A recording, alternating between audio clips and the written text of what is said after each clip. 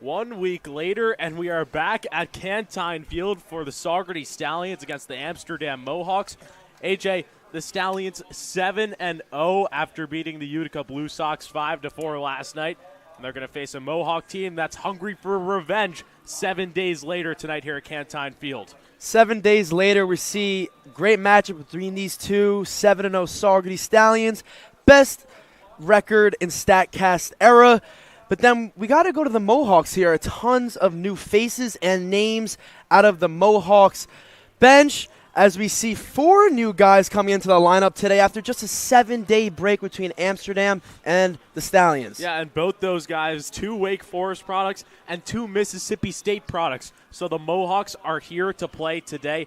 Let's take a look at the Stallions defense tonight, how they're going to stack things around, and I think this is the best put-together lineup you could ask for head coach Colin Martin. Definitely a lineup that needs to be studied because this is a lineup that needs to compete against a new Amsterdam team, one they haven't seen yet. As we just said, 4 new players and players with high expectations coming into today. And one guy that we saw there on that graphic, Ethan Conrad, back in the lineup for the first time in 2 games. Been on the recruiting trail a little bit, but he's back here tonight for the game against Amsterdam, and it should be a good one. 1 week later, Stallions against Mohawks. We're ready to go, and so is Mason Compton. He deals the first pitch, grounded over to Travella. He's over to first, and there's a quick out number 1. AJ, we didn't even have time to talk about the Stallions pitcher tonight, Mason Compton. What you got on him? Mason Compton, his first appearance for the Stallions, a 6'3", 205 rising sophomore, goes to Wofford, and taking a look at his 2024 stats, he put up an 8.33 ERA, 3 wins, 2 losses, with 35 and 2/3 inning pitched, giving up 46 hits and giving out 25 strikeouts. He faces the shortstop Pete Daniel here for the second batter of the inning in the top of the first. Daniel, the shortstop, went 1 for 5 against Oneonta, which was the Mohawks' last game after their game against Boonville yesterday got rained out. Went 1 for 5 with a double and a run. Quick 1-1 count. Compton, his first start, like you mentioned, AJ. We haven't seen the arm just yet, but so far, looking good. Taking a look at Daniels, putting up unbelievable numbers, going 13 for 27 at the plate, putting up a 481 average, recording 6 RBIs. There's a reason he's batting second today. That one's grounded over to Hott. He fields, throws over to first, and there's a quick 2 outs here in the top of the first for the Stallions. Great job by Hott. Hott's been playing absolutely great defensively for the Stallions, making minimal errors. And, minimal errors gets teams wins here. No doubt. Jackson Natilli now to the dish. Natilli, when he played against Saugerties last week, 2 stolen bases, 0 for 2, but had 2 walks so far this season. He's batting .368. Yeah, we saw him play catcher last game. Now the extra hitter. A little adjustment for the Mohawks here. Here's the pitch from Compton. Fouled off. 0-1 count. Taking a look at his season, Natilli going 7 for 19 with 3 doubles, obviously a man that could put it in the gap, and then batting at .368 with 6 RBIs, so an efficient batter right there out of Jackson Natilli. Yeah, Natilli, the Rutgers product. This college season, 44 starts, batted .230, 18 RBIs, and 5 home runs. So the rising sophomore, more than effective in his first season with the Scarlet Knights. That one is grounded to the left side. Hott fields it. The Louisville commit throws to first. It's in time for out number 3. We just talked about minimal errors on defense, an absolute great play. Backhand by Hott and a scoop by McIntyre to retire the 3rd out. So the Mohawks go down in order. Stallions coming to bat. You're watching the Saugerties YouTube channel.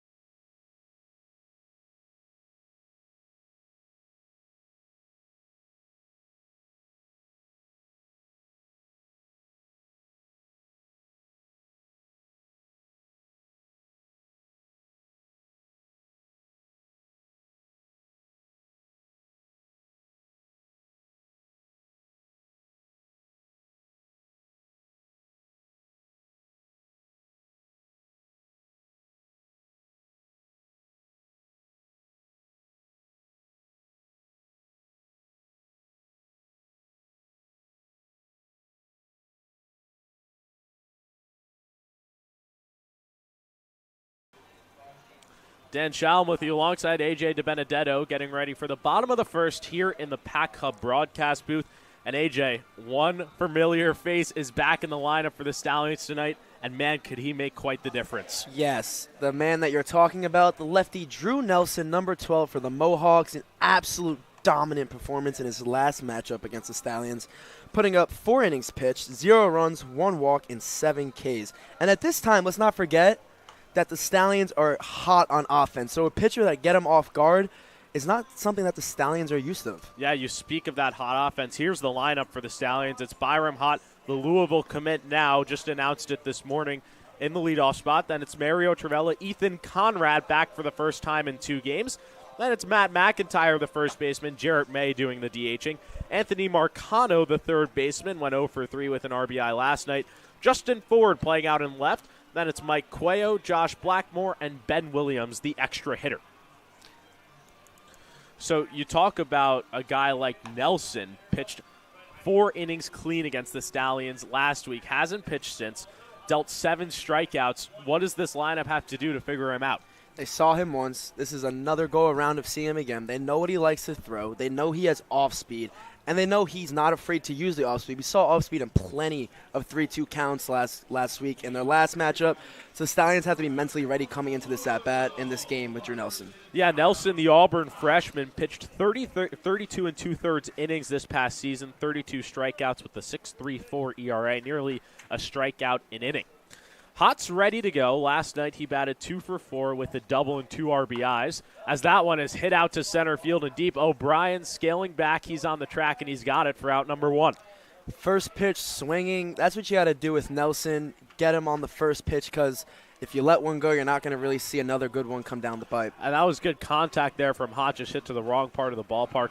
Hott, another guy, the Pack Hub National Transfer Portal team, just now announced his commitment to Louisville for next year after going to Marist the past 2 years. Big congrats to him.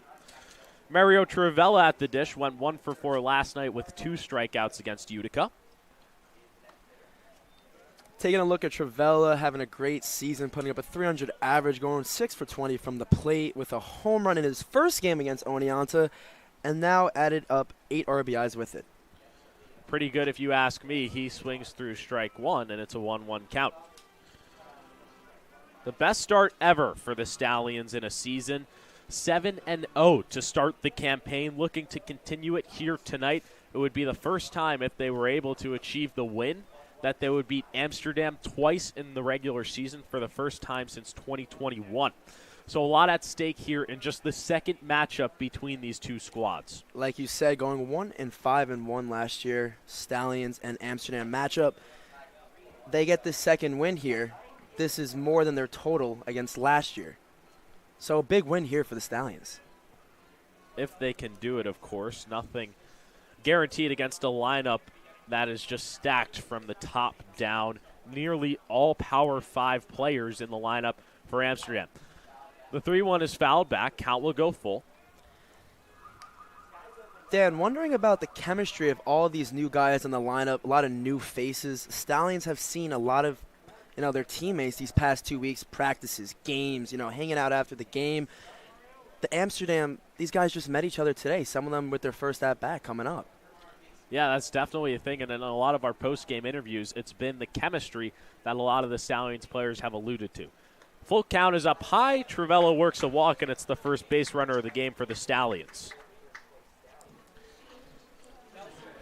And it'll bring up Ethan Conrad playing in his first game since he played against Albany on Wednesday. In that one, went 2 for 3, 3 RBIs, and a walk.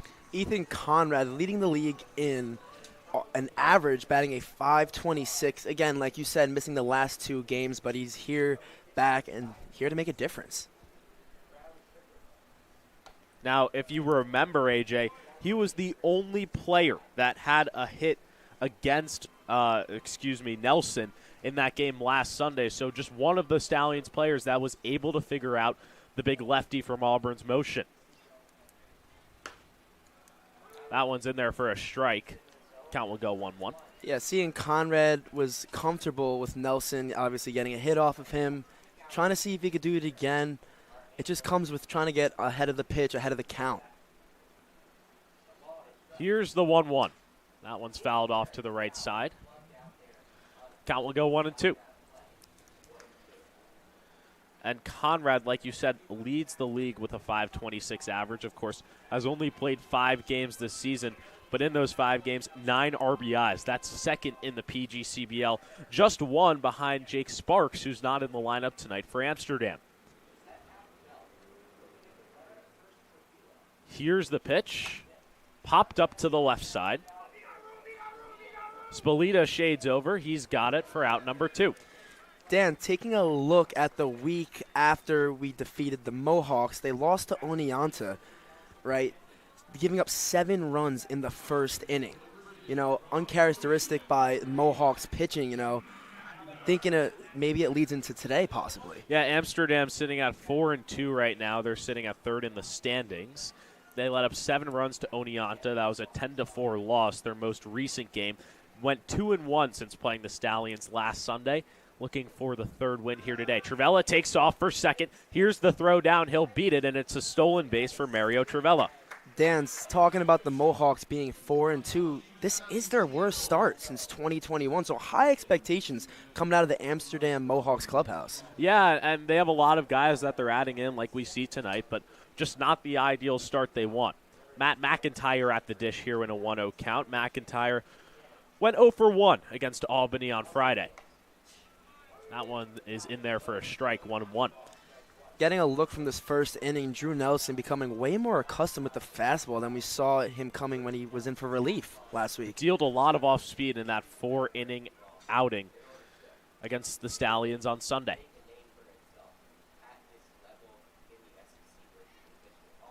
Here's the 1-1. Gets him with the off speed, 1-2. Stallions, again, not 100% comfortable with that lefty off speed. Having a lot of trouble kind of tracking it down, getting ahead of it, and, you know, putting the ball into play. Nelson searching for his first strikeout of the ball game. Here's the 1-2. Misses outside. Count will go to 2-2.